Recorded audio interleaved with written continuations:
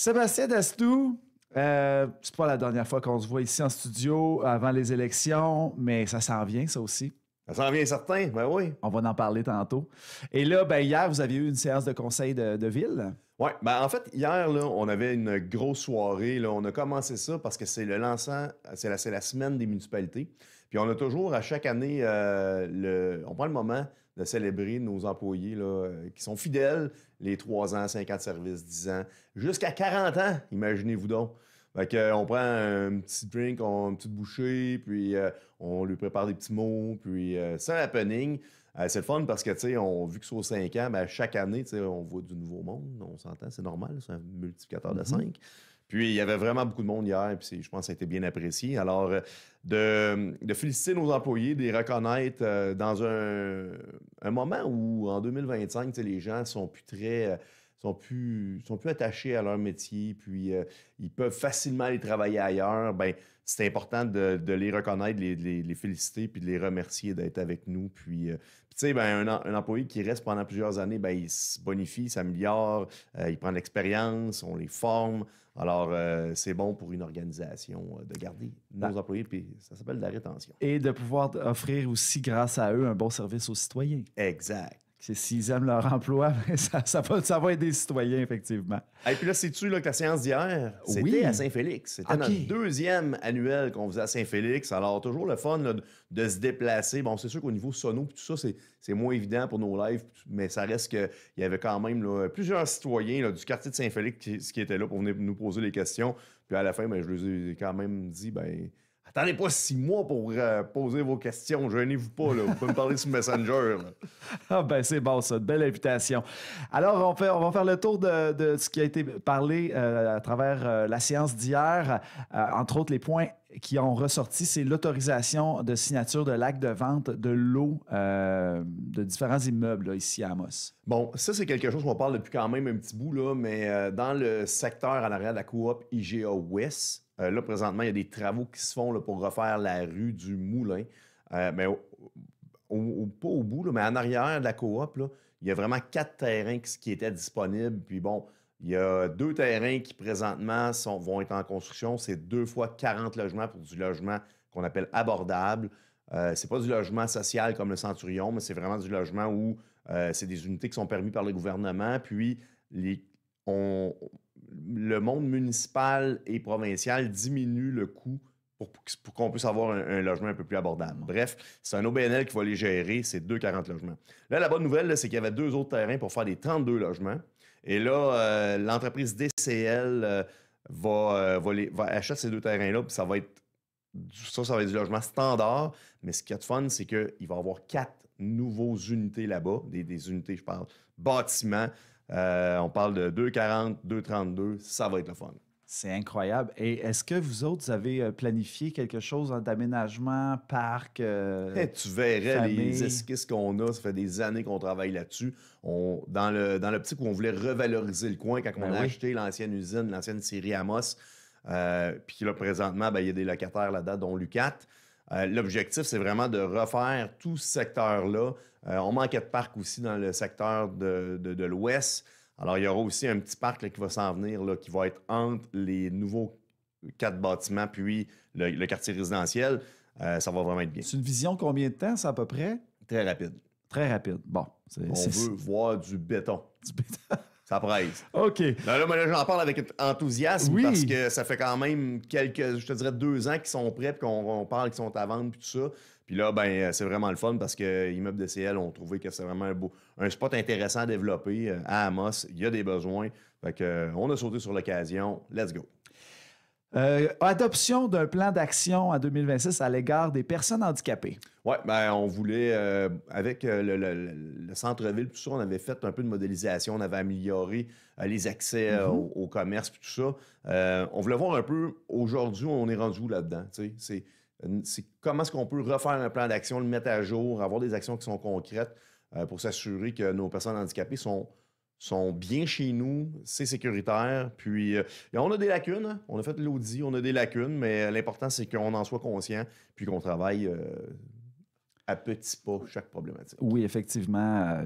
c'est pas toujours une réalité, donc on est conscient, puis d'avoir une politique, ça va aider. Un plan d'action, du moins. On en avait un, mais on l'a mis à jour. Oui.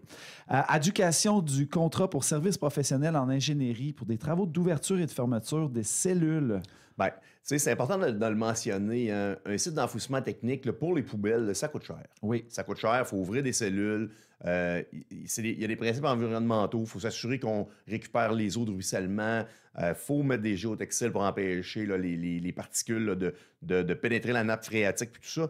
Bref, c'est important que ça soit bien fait. Là, c'est un contrat pour GBI Expert de 183 000 pour... écoute, c'est juste 183 000, c'est juste pour pouvoir planifier la fermeture de certaines cellules. Là. Ça, c'est les caper puis les remettre en naturel? Ouais, on va dire ça comme ça. Là. On s'entend, c'est un site d'enfouissement. Oui, oui. Ça reste que c'est important de le mentionner. Là. Ce qui coûte le plus cher là, pour les citoyens, c'est vraiment le bac de poubelle vert. Si vous mettez le plus possible de matière dans le bleu, ça coûte presque rien sur le compte de taxes. Le brun, c'est réutilisable. C'est du compost, on le revalorise. Mais le vert, c'est lui qui coûte le plus cher. On en a la preuve là. Oui. Fait que si on peut tous faire un effort collectivement pour essayer d'en enfouir le moins possible, Ça reste ici. On va tous être gagnants. Exact. Engagement d'un opérateur de machinerie légère. Oui, on était. Tu sais, moi, ça me fait rire. Ben, ça me fait rire. Puis en même temps, j'ai l'impression qu'on engage souvent. Là. Il y a quand même un bon roulement de personnel à la ville, mais ce qu'il y a de fun, c'est qu'il y a encore beaucoup de monde qui applique. Imaginez-vous, on a eu 45 CV pour le poste. Quand même pas peu dire. On a passé 4 personnes en entrevue, puis c'est Denis Duhem qui a sorti du lot. On espère qu'il va se plaire dans ses fonctions. Autorisation de signature maintenant du protocole d'entente avec les forestiers pour les 5 prochaines saisons. Vous savez, on a refait le complexe sportif. C'est un immeuble, c'est une infrastructure de qualité à Amos. On l'a fait parce qu'on a, on a du sport de glace de haut niveau, que ce soit patinage artistique, hockey, le curling, puis tout ça. Puis c'est un beau site.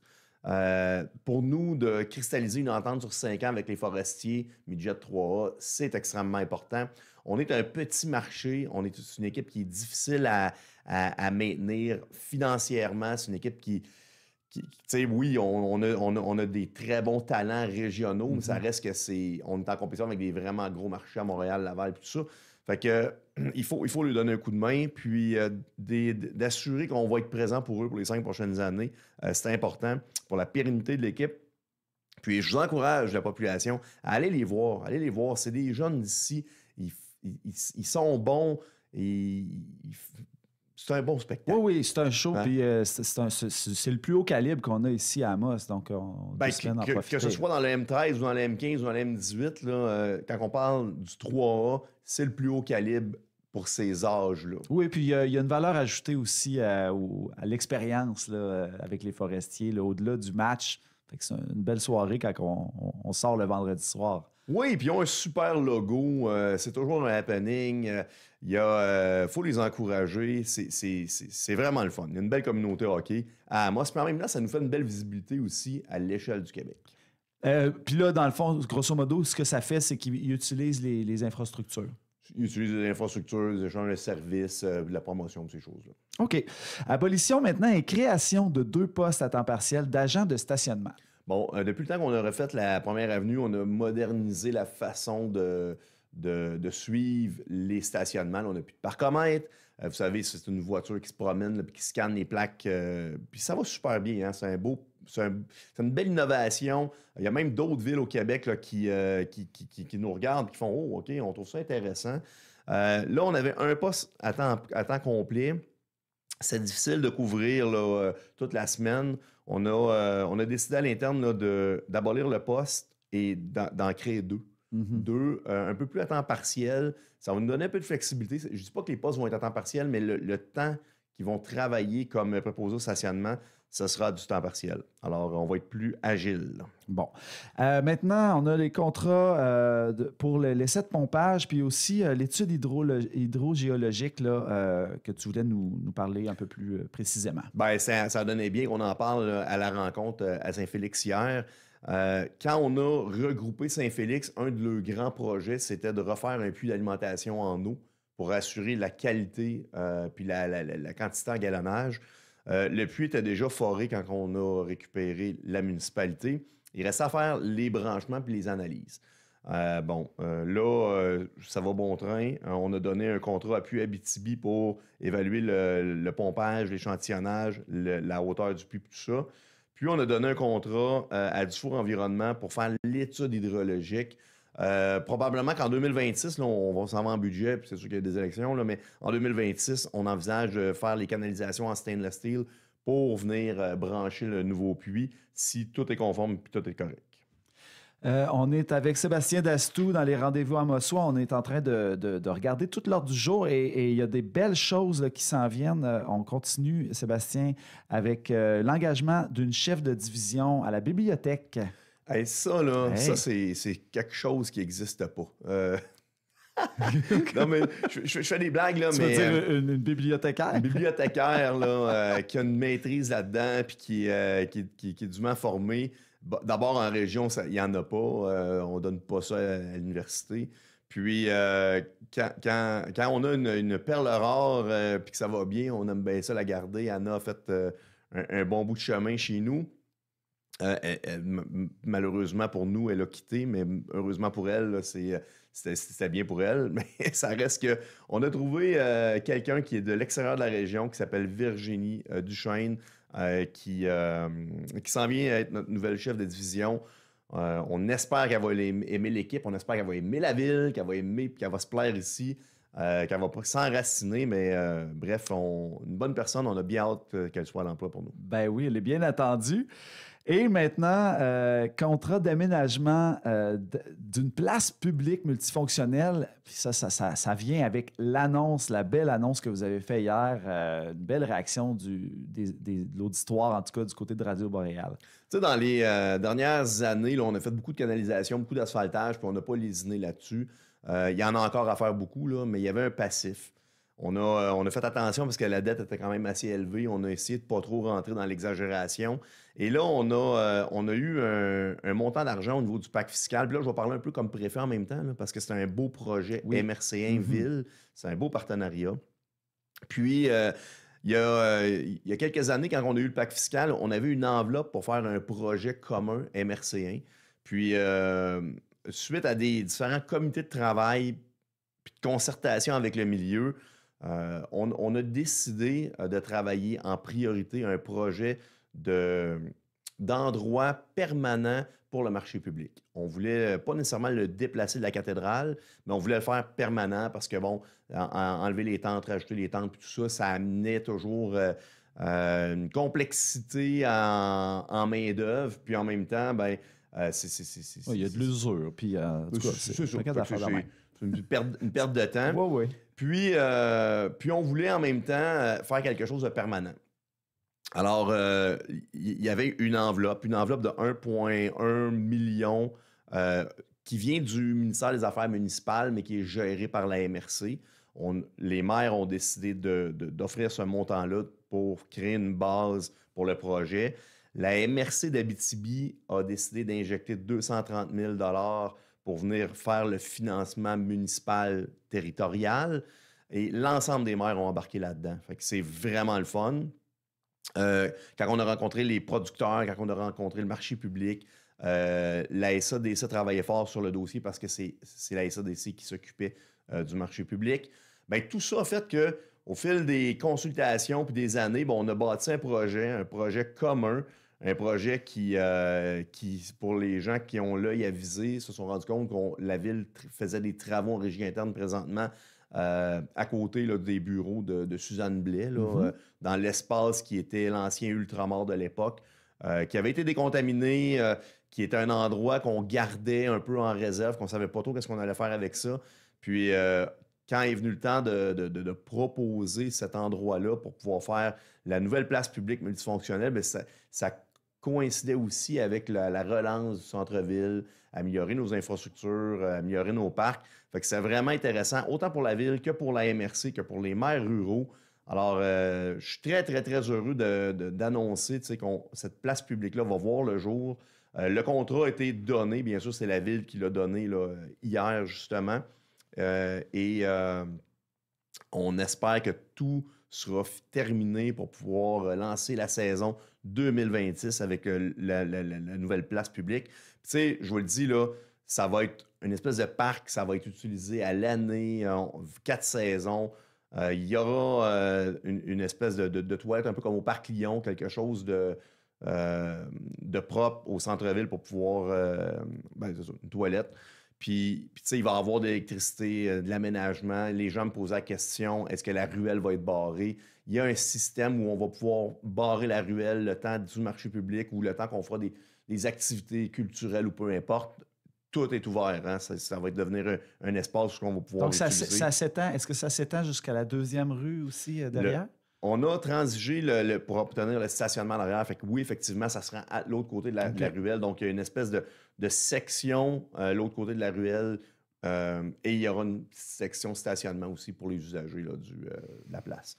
Puis on a en même temps aussi acheté le stationnement à côté de la vitrerie là, en arrière du Frid pour pouvoir justement se donner des cases de stationnement. Fait que si tout ça est cohérent, tout ça fait du sens. On ne voulait pas non plus briser le parc de la cathédrale parce qu'il aurait fallu vraiment agrandir le site. C'était sur un bouton, c'est quand même assez complexe. Pourquoi briser, enlever une fontaine qui est déjà là, qui est quand même correcte. Là, moi, je considère qu'on avait déjà un beau parc. Fait qu'on on a préféré comme ville, comme politicien, de revaloriser un site qui était désaffecté. Bien, on a bien hâte de voir ça. Les travaux débutent au mois d'octobre. C'est déjà... Oui, il y a déjà des travaux. Déjà, là, on place le terrain, on fait du drainage, les travaux ont commencé, puis là-dedans, là... Non, c'est... Oui, c'est... J'ai hâte de voir ça. Si vous voulez voir l'esquisse, c'est vraiment beau, là, on la voit là, sur... la page Facebook de la Ville d'Amos. Là. Bon, alors allons voir ça. Maintenant, Sébastien Dastou, il reste 2 points. On a les élections qui s'en viennent. Je sais que je travaille avec la MRC aussi pour venir faire un peu de sensibilisation et c'est pas s'éduquer, mais disons, si tu veux te présenter, comment ça fonctionne et tout ça. Et comment ça fonctionne au niveau de la Ville d'Amos? En fait, c'est général au Québec. Là. Le 19 septembre, 10h, c'est le moment où on peut s'inscrire officiellement. Il faut remplir un document de dépôt de candidature avec des signatures. C'est pas, je pense, une dizaine de signatures. C'est pas une grosse affaire. Puis après ça, on devient un candidat officiel. On a du 19 septembre jusqu'au 3 octobre. 3 octobre, dernière journée pour s'inscrire. Puis après ça, on tombe en élection jusqu'au 2 novembre pour le scrutin. Donc, en période électorale. Période électorale où là, le conseil de ville ne siégera plus. On peut faire quelques activités au niveau de la MRC parce que moi, je suis encore préfet puis il y a encore des comités de travail qui vont avoir lieu, mais on ne prendra plus de résolution comme telle ou de décision de ville. Je m'attends quand même à la Ville d'Amos parce qu'on a une particularité. Je m'attends qu'il va y avoir quand même une saine compétition entre les postes de conseillers municipaux pour la simple et bonne raison que présentement, on a un conseil provisoire de 8 sièges et on va retomber à 6 sièges, dont un siège réservé pour un résident de Saint-Félix, mais qui va être élu quand même au suffrage universel, c'est-à-dire à l'ensemble des citoyens d'Amos. Alors, c'est sûr que ça va faire un petit peu de brasse de joute politique. On a Mario Brunet qui a annoncé qu'il ne se représentait pas après avoir fait 3 mandats, 12 ans, très impliqué au niveau de la culture. Mario a toujours été extrêmement présent, quelqu'un qui avait des idées, qui amenait beaucoup de sa couleur au sein du conseil, a toujours défendu ses dossiers avec ferveur, puis... C'est quelque chose, là, faire 12 ans quand même, là, pour s'impliquer là, pour la chose politique. Je le remercie grandement, puis je souhaite peut-être, on ne sait pas, hein, par après, d'intégrer des comités pour le plaisir, puis tout ça. Puis c'est une très, très bonne personne, mais je suis bien content du travail qu'on a fait ensemble. Il va y avoir, en tout cas, on va certainement avoir des candidats ici à Radio Boréal qui vont venir présenter leur plateforme, leurs idées. Et maintenant, ça veut dire ça qu'il reste une séance officielle pour la Ville d'Amos pour le conseil de ville. Oui, c'est particulier. Ce sera le 1er octobre, c'est un mercredi. Donc, on va se voir jeudi matin pour les émissions. Ça va être probablement ma dernière apparition publique là, pour comme maire, comme tel. On devrait recevoir tous les élus. Là. Ah, En ben même là, temps. ça, c'est Non, non, selon, là, c'est on va- les élus, c'est eux qui vont décider comment est-ce qu'ils gèrent leur campagne électorale. Euh, mais je m'attends que ça va être le fun en région, je m'attends que ça va être le fun aussi au Québec. Là. Il y a quand même plusieurs maires qui ont annoncé que ça ne représentait pas. Il y a déjà des joutes qui sont lancées là, depuis plusieurs, je vais dire même mois, que ce soit à Val-d'Or et à Rouen. Fait que Mhm. ça va être intéressant de suivre tout ça. Puis bon, mais qui sait, on verra comment ça va se déployer à Amos, mais ça reste que pour une démocratie saine, ça prend des candidats. Puis si les gens, ben, ils sont pas trop sûrs c'est quoi l'implication, c'est quoi le nombre d'heures, c'est quoi. Vous pouvez toujours me poser des questions, là, je vais vous répondre là, du mieux que je peux. Ben oui. Puis ça va me faire Ah oui, plaisir. c'est une bonne idée, ça, d'aller voir des gens d'expérience pour savoir Exact. c'est quoi exactement. Ben, ça fait le tour, Sébastien Dastou. Ben oui. Une belle rencontre, puis des beaux projets comme ça. On aime ça, entendre ça, puis ça démontre aussi tous les efforts et le travail que vous mettez. Merci d'avoir été là ce matin. Un grand plaisir.